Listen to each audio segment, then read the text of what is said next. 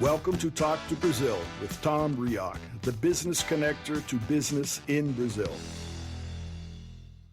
Welcome to Talk to Brazil, the Business Connection Podcast, the world's first English language internet program about business in Brazil and on air since June 2009. I'm Tom Reaoch, an American living in Brazil, known as the King of Network, and talking from my studio in Campinas, São Paulo. Today's guest is Arthur Guimarães, and he's talking to us today from Belo Horizonte in the state of Minas Gerais, Brazil. Arthur's a Brazilian. He's a general manager, China, of the CCCB, Chinese Chamber of Commerce, Brazil, and he resides in Shanghai, China. Arthur has a master's in international business from the Shanghai Jiao Tong University and speaks Mandarin. The Chamber is a nonprofit association whose objective is to increase relations between Brazil and China. So with that, Arthur, welcome to Talk to Brazil. Hello, Tom. Thank you very much. It's a great pleasure to be here. And for our audience, we're in the midst of the Chinese New Year, so you've taken a vacation, I guess, and back home a little bit? Yeah, exactly. Vacation for the end of the year, but January still working in Brazil, but waiting for the Chinese New Year to end. Well, business never stops, right? So here we have vacation, then you have vacation in China, then we have Carnival here, but business is always ongoing. But tell our audience, what led you to China to start out with? I guess my story with China begins back in 2014 when I started learning Mandarin. And a year later was my first time going there. I went for an exchange program for a year. I was living in Jiangxi province. It's not really famous city, but still was a quite unique experience because it's the real Chinese experience, as I used to say, out of the big cities, out of Shanghai, out of Beijing. So it's a different kind of Chinese culture and Chinese behavior in those cities. And as soon as I got back in early 2016 was the time I joined the chamber, and I started working more focused on business and building this bridge between Brazilian and Chinese companies. Well, just what, you started learning Mandarin in Brazil? Yeah, exactly. I did the basics here, but I relearned when I went there. So a year in China, this first year of in 2015, I used to say that counts for like 4 or 5 years here in Brazil. I wouldn't doubt. I know the feeling. So when you're in the country, you learn the language. But you also studied in university. So at the university, obviously, your courses were in Mandarin. I had course in Mandarin, but a part of it was in English for the academic courses for business, for finance. This part was in English, but we had half of our credits were for Chinese classes, listening, reading, and writing. And in those classes, was it a mix of foreigners and Chinese? No, usually for exchange students, is almost everyone is foreigner, so there's no Chinese people in it. No, but a good then international networking situation. Yeah, exactly. Meeting people from all over, so it adds for the Chinese experience. But what is your experience? Help us a little bit. Then, as a Brazilian in China, now living there and working, what's your general view for business opportunities for Brazilians, for anybody specifically? But what are the real opportunities for Brazil in China today? So I went back to China in 2017, around September, both for working for the chamber and for the master. So from that time on, I had a different view for China because I was immersed in the business environment, networking and meeting people from all over in Shanghai as well, doing every kind of business. But right now in Brazil, for the Brazilian community, we have a bit of everything in China. We have people doing trading. We have people running restaurants, running bars. We have English teachers or Portuguese teachers in China. So for Brazilian people in China or in Shanghai, you have a different backgrounds and different paths that you can take in your career. Oh, so basically everything goes, huh? Yeah, exactly. I guess it really depends on how much effort you put on it, or how willing you are to accept the culture difference, and how willing you are to accept living in China, because it's not easy, it's not for everyone, but there are a lot of opportunities for those that want to take the challenge. Well, and to be fair, I don't think it's easy to live anywhere. When you're talking about international business, for a person wanting to relocate or looking out into international opportunities, you need to adapt wherever you go. I think China, exactly. China You go just out may of be your a little comfort bit zone. different because many people feel that the language is difficult. Yeah, exactly. I guess the big barrier for China, even like for tourism, for example, is the language. Because even in Shanghai, is the most international city in China, even there is kind of hard to find people that are able to speak English. So a really simple task, a really simple trip can get quite messy and complex. But you said you taught some time ago English, and you're saying that Brazilians go there to teach Portuguese. Do the Chinese, are they open to learning other languages? So right now we're really open to learn new language. For Portuguese, for instance, is mainly related to Macau, is the former Portugal colony. So most of the Portuguese speakers right now in China, for Chinese people, they even learn in Macau or in universities that has partnership with Portugal or Brazil, for example. But what is the general outlook for when in your networking and your visits to companies, speaking with people? How do Chinese feel? What is their view of Brazil? Do they have a view? Other than football? Yeah, I guess the story is the same for both sides. We both don't know about each other. So Brazilian people, they don't really know about China, only the stereotypes. And the same applies for Chinese people.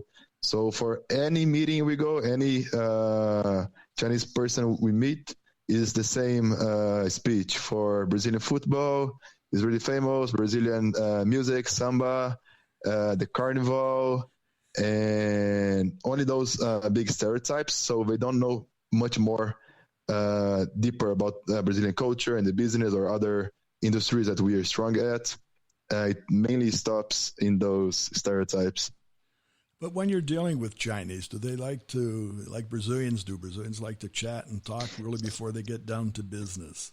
How are the Chinese? Do they like to chat and talk as well, or are they more objective and want to get right down to the bottom line?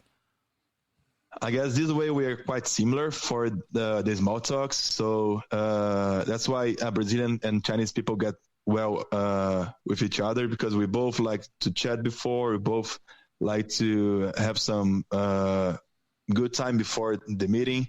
So I guess in this way, Chinese people are the same. So first you drink some tea, first you go for a dinner, or first you go for lunch. And in the next day or the day after, it's the time to talk about business. So really a business relationship starts on the relationship. So it's not the business first. You really become to know each other as people and culture. Are those the steps? Exactly. Is the most famous guanxi is the word for relationship in Chinese. That is what matters there. So first you need to build a relationship with the other part. That doesn't matter who the party is. For trading, for investment, for any business you're doing in China, you need to have this relationship with your partner or with the other supplier or the person you're talking with.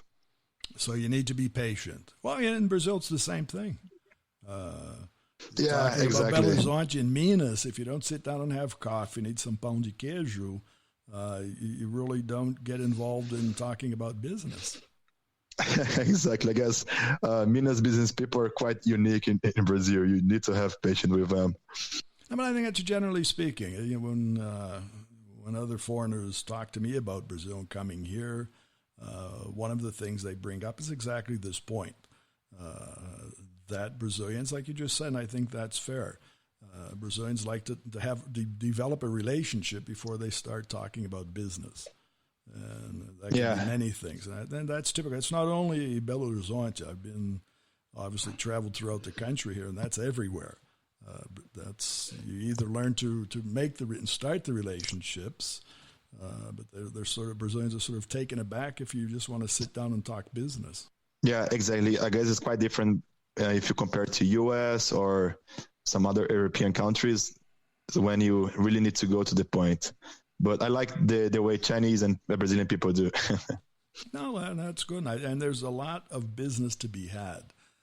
And that's one of the things, one of my drives here with the podcast, being in Campinas, is I also feel that in the Campinas area, there are major Chinese investments here. And it's not to say, the investments are coming. They're already here. They're already growing. There is a lot of business. The city of Campinas has a commercial relationships. It has sister city relationships with cities in China, and also has a commercial office in China. But the same thing, the other side is fair. Most Brazilians, most of the business people that I know, it's what you said. They really don't understand or know China. They really don't feel what the opportunities are. Is that fair? Exactly. I guess it's still a huge information gap. It's much better than in the past, but at least for Brazil, they still see China as the made in China country with the cheap products, with the fake products, but they don't see China as a Silicon Valley or Israel for the technology. So this new China is still unknown for, I dare to say, even 90% of Brazilian people. No, I agree with you, but you see that, you feel that because you live that because you're in China. So you feel the technology, you see what's happening, you see the opportunities. How do you transmit that back to Brazil? How do you transmit that back to the chamber? So one of our main jobs is to spread all this information, is to teach them about the new China. So we always try to do events, seminars, or promote through our clients and database about what is going on in China right now. Last week, for example, I was in a training with my team. So I was just telling them how is a normal day in China with the cashless society. Everything is through QR code. The fintech is amazing there. And this kind of daily life for me there is normal. Mm-hmm. But for them here is a totally new reality. So I always try to show how is a normal day and how is China developing so fast for all these technology fields. Well, in other associations here that I'm part of, we've also had presentations. I've seen presentations. One specifically that really made a mark on me was the work that Alibaba does in actually taking this technology to the small mom and pop stores. So helping the very small business person become technology, to embrace the technology, to implant it and to use it. And what you just said about being a cashless society, of showing that a very small store is all up to date. People walk in with their cell phone, choose, buy, whatever. And it's cashless already. Exactly. It's reaching everyone. So that's a really amazing thing. It doesn't matter who you are or where you live, how China is already in this technology. And it's funny that some of these investments has also changed the mindset of Brazilian companies. For example, the 99 here that was invested by Didi or the New Bank, somehow those companies also bring this mindset and this information to Brazil through these big companies that we have here. No, I was just recently in Belo Horizonte and actually went to and saw the chamber. But you can see that happening. Even here in Campinas, obviously, Campinas is a tech hub. But as we go throughout the country, you can see these things being assimilated. And I think for companies, the more that they do that and the faster they do that, the more progress they're going to have. Exactly. And is the future, and it's possible to stop. So the better, the faster we adapt, the better we will live, the more opportunities, it's more convenient. So I guess there is no negative points on all this technology revolution. And I before we got on the air, I shared with you an article here that I saw that actually the Chinese, and regarding Brazil, the Chinese have opened up. They've come to one of the agreements of starting to import fruits. And very basically melon. I wasn't aware that they were the largest, well, I guess they're the largest consumers of about everything in the world. Yeah.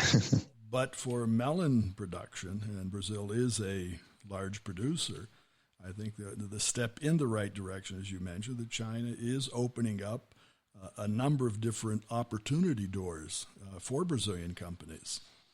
Because generally we think along the lines of commodities, and they are, in fact, important.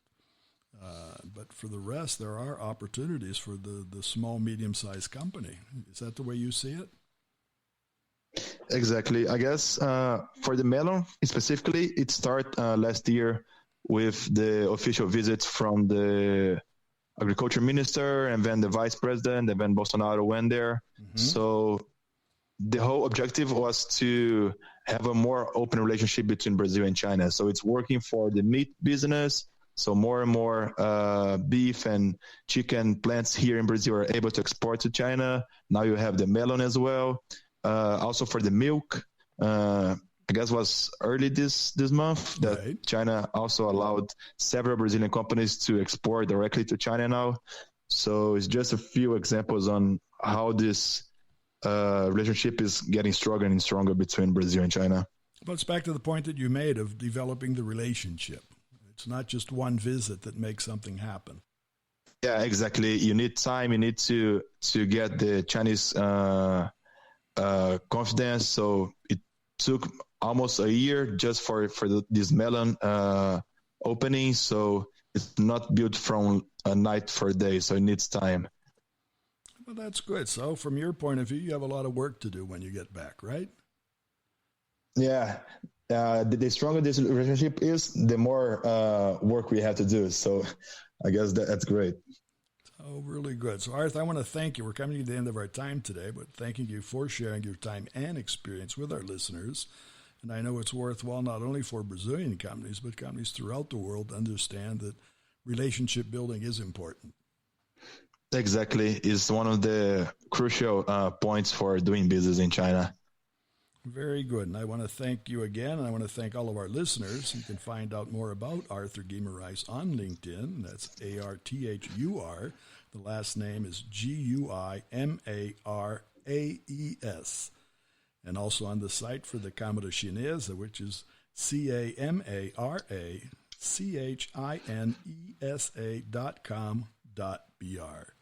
I want to thank our audience and our sponsor, Focus MI Market Intelligence. Focus MI specializes in market research for the Brazilian agriculture market. More about them on their site, which is FOCUSMI.com. I'd like to invite you to visit our website, talktobrazil.com, and find our previous shows of Talk to Brazil. So remember, when you talk to Tom, you talk to Brazil and the world. Goodbye, and thanks for listening. Thanks for listening to Tom Reaoch on Talk to Brazil, the business connector to Brazil.